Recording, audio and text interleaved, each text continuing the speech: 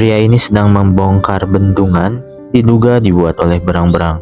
Namun pelakunya ternyata beaver. Beaver hewan pengerat yang suka membuat bendungan di sungai. Hewan ini hanya bisa ditemukan di Eropa dan Amerika.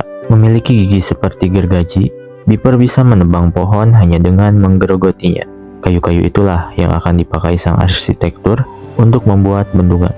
Bendungan yang mereka bangun akan digunakan sebagai tempat tinggal, tempat berburu, dan dapat dimanfaatkan spesies lainnya.